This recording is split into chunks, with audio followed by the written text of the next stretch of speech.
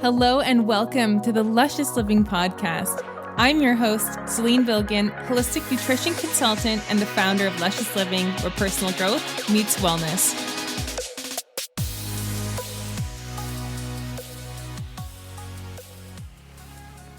Ladies, we've heard that PMS is a feminine curse, and it's time to bust that myth. Did you know that your period is actually a sacred and beautiful time for you?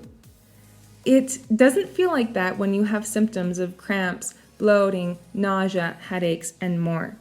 And I'm here to tell you it does not have to be that way. Did you know that you can use nutrition to ease those symptoms? Did you know that you have 4 different phases of your menstrual cycle? Yes, you can learn to optimize each of these phases and really understand your body and understand why you're more motivated in some times of the month and more excited to work out or more wanting to stay in, or you are just more intuitive in certain phases as well. Learn to understand your body, love yourself even more. This is all talked about in my best-selling book, The Painless Period Guide. Grab a copy for you and a friend. The link to purchase is in the description. Hello, gorgeous humans. Welcome to another episode of the Luscious Living Podcast. Wherever you are, whoever you are, whatever state you find yourself in today, in this moment, I invite you to take 3 deep breaths with me. On your own time or with me.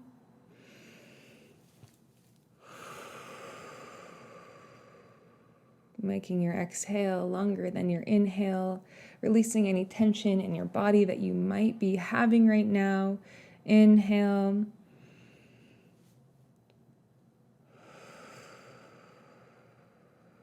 Exhale, feel yourself release.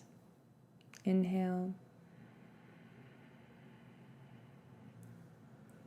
Exhale with a smile on your face. Shaking out your body in any sort of way. Even if you're driving, you're at the gym, you're by yourself walking, or in your room.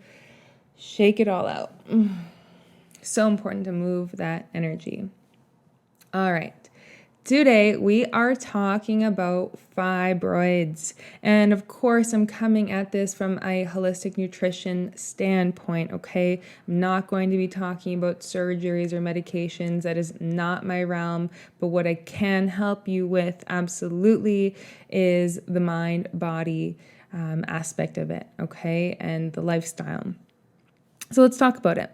So if you already know you have fibroids, you know what it's all about, you might want to skip until the end, though I highly recommend listening throughout this because there could be some information that just makes you feel a little bit more empowered about what you're dealing with.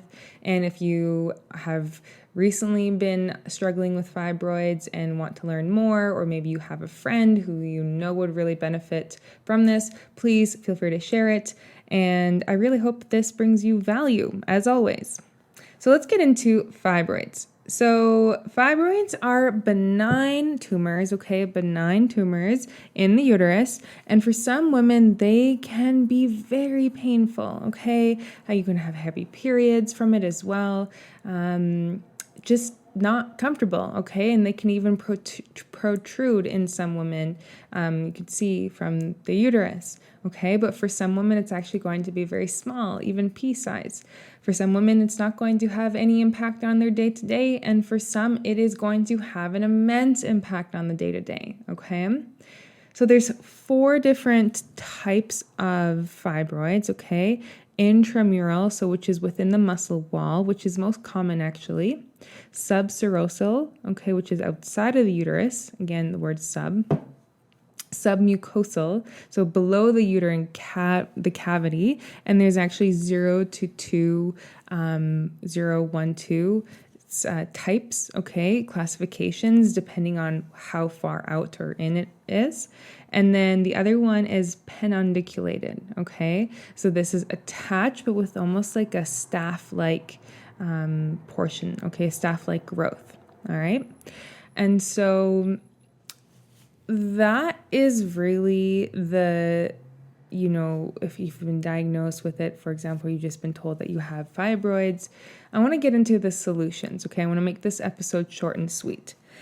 So chances are you have had painful and symptomy,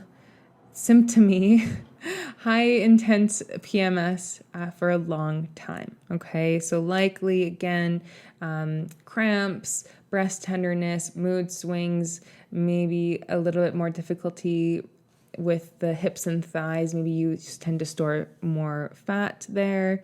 You might have very heavy blood flow, blood clots, things like this, right? So the typical common PMS symptoms. And by the way, if you have that and you don't have fibroids or anything else, or someone that you know, chances are someone that you know, please go and grab a copy of the Painless Period Guide on Amazon.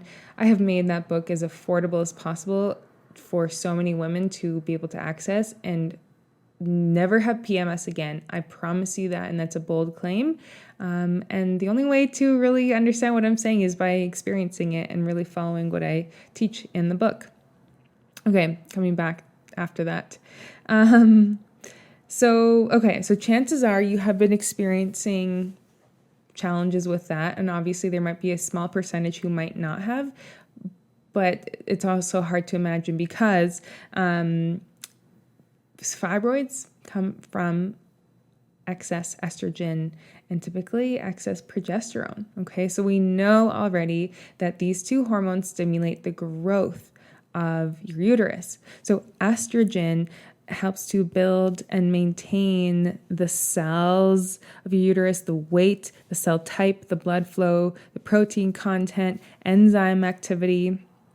And then progesterone stimulates growth. So it builds and thickens your uterine lining when you're about to, either be pregnant or right before you have your period, and then it sheds. But then if it does not shed, and then, estrogen is also being stimulated, then it just keeps growing and growing. And then when excess estrogen is not leaving the body properly through bowel movements and liver, you're going to actually have a toxic form of estrogen that is now circulating in the body. Okay. And long term, this is where we start to see challenges, even may be linked to certain kinds of cancers, uterine cancer, breast cancer, ovarian cancer. Again, correlated, not causative, but it is something very interesting to be aware of. So the important thing that you can do with your lifestyle right away is by reducing this toxic form of estrogen and really any sort of estrogens. So the first way you can do that is externally through reducing your xenoestrogenic load. Okay, this is eliminated. So actually what they are, xenoestrogens are mimic estrogen in the body. Okay, so then imagine you have a room of estrogen, and then all of these people come in and they're all dressed in black because it's a black party, for example. Okay, you're all dressed in black, and then these people, but they're not actually invited to the party. They just hang out there. I don't even know if this analogy is making sense anymore, but really the body recognizes these xenoestrogens as estrogens in the body, and then we have excess. And so these xenoestrogens are found in a lot of household products, okay? So again, household products, household makeup, drinking from plastic water bottles, pesticides, paint, okay, these kinds of things. So what you can do immediately is start to have natural home care products, your soap, your laundry detergent, dish soap, things like this, shampoo, conditioner, makeup, and you can just do this step by step so it's not overloading. So let's say your mascara or say your laundry detergent. And I know so many people, including myself, we're so used to that clean smell, but honestly, that is just a chemical smell. That's it. And so know that you can just do this step by step. It doesn't have to be cold turkey unless you want it to be. If you are in Canada, Green Beaver is a wonderful website with different products. And there's actually so many incredible products in health food stores now because more and more people are aware. And the more people are aware, the more they buy it. That's how we vote with our dollar. Oh, yeah. Okay, I get excited about that. Power to the people. Okay, and now the other way is to really support the bowel and the liver, okay? You want to be having foods rich in DIM, okay? So this is broccoli, kale, cauliflower, Brussels sprouts, okay? So make sure you are having this on a therapeutic level, okay? So you might be having this daily. You don't necessarily need to have a DIM supplement, okay? But really eat these foods like they're going out of style, okay? You also want to have foods like turmeric, okay, I guess herbs, culinary herbs like turmeric, green tea. This doesn't mean you have to never drink coffee again. If it's something that totally pleases you, then drink it, because that's actually an important part of the puzzle with estrogen, excess estrogen. But drink more green tea, again, on a therapeutic level, so every single day, for example, if it works for your body and your system. Okay? You want to be having these foods to support your body and clear excess estrogen. Then you also want to have more fiber, water, and magnesium, because these are all going to help the bowel movements. You want to be having satisfying bowel movements every single day, 1 to 3, okay, to clear this out. A lot of time when people are constipated, they're just eating more like prunes and prune juice and like psyllium husk, and that's backing you up even more. So more water, yes, fiber if you're definitely not having any, okay, if you are feeling like you go to the bathroom maybe once every second day or something, make sure you're having enough fiber, but also magnesium. Magnesium is best absorbed through the skin, so if you live by the ocean, go for a dip. Otherwise, an Epsom salt bath, you can take it in the supplement form, Natural Calm, or is it just Calm? Calm is a really great supplement, but I personally use a oil, okay, or a spray I put on the bottom of my feet every single night, and especially ladies, if you have cramps, this is going to be a lifesaver. So those are the key things on a body level. And the last thing here is my work really evolves more and more around the mind-body. Okay, the mind-body connection. I do not believe our symptoms are random, that, we just randomly have something in the uterus instead of the neck, instead of the ovaries, okay? I truly see a connection with especially the uterus, whether it's women who are having feelings of perhaps inadequacy or shame or guilt or fear about motherhood, about their own mother, or about not being a mother, or about some past sexual trauma, anything to do with femalehood, womanhood, motherhood. I want you to identify your beliefs. What are the triggers that you have about those areas? It could be one, it could be none, or it could be related to that, but I want you to deeply explore.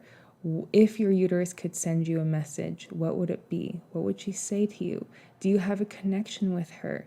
Do you have a trigger towards other women? Is it a specific kind of woman? Is it a trigger with your own mother? Get to understand your body, your mind, your spirit, and go deeper. And sometimes having someone to help guide you through that will also be extremely valuable. So please don't hesitate to reach out if you do want help with that. So let's recap here before we end the episode. Again, fibroids, they're benign tumors that accumulate, and some women experience pain, some do not. Some it does impact their quality of life, and some it does not. I'm sure if you're listening to this, it does, okay? There's 4 different kinds of these benign tumors, okay? Could be varied in size. And again, we do see a strong link with hormone imbalance, okay? Especially long-term hormone imbalance. with estrogen, progesterone. You can start to reduce this excess estrogen through specific foods. You want to focus on bowel movements. You want to focus on the liver and really stress reduction. And I don't want to say stress reduction because we've all heard it, but really tap into your bliss. What makes you feel blissful, and do more of that. And then really identify the mind-body connection there as well. Okay? I truly hope that this episode helped you.